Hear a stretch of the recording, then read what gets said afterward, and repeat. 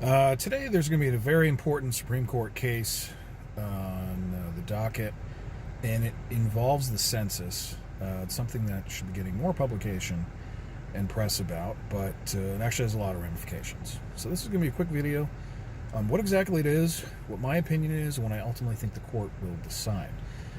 So the issue is pretty seemingly simple: whether the census in 2020 should ask the question, are you a citizen?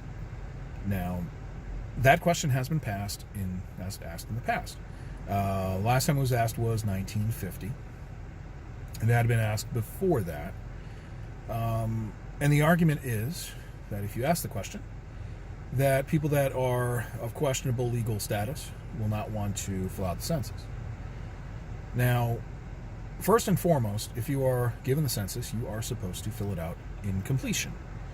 I made the argument 10 years ago that when conservatives would say, I'm only putting down my name, well, and that's it. Well, actually, you're violating the census. You're supposed to put in any question that's asked. Now, the census could be as simple as, what's your name? What's the name of everybody else in your household? Is anybody a slave? Hopefully not. They haven't been legal since 1865. Is anybody a non-free Indian? All Indians have been counted since the 20s. And that's it. That's technically all the census has to be. But of course, the census is a lot more developed than that. We're talking ages, genders. The previous census allowed for marriage, question, or of the same sex. You can ask a lot of questions in there. Now, we only have the short form nowadays. So is immigration a fair question? Now, the argument is, from both sides, the census says that about 6.5 million people, according to people that worked at the census, may not want to fill out their status. Now, when I worked doing door-to-door for census way back in 2000, I learned how to say, I am not with INS a lot in Creole and Spanish, because you'd go door to door and people would not want to answer the door. Don't blame them if you don't want to answer the door from the government, even if you are a legal citizen. My thing would be no INS. And I know it's not called INS anymore, it's something else. Immigration and Customs Enforcement, ICE. But it's the same principle. So you're supposed to fill it out. And INS, the census, don't talk to each other. But is it a fair question? Now, I think it is a fair question to ask. The ramifications that some Republicans think that this is going to be great, I think is actually the opposite.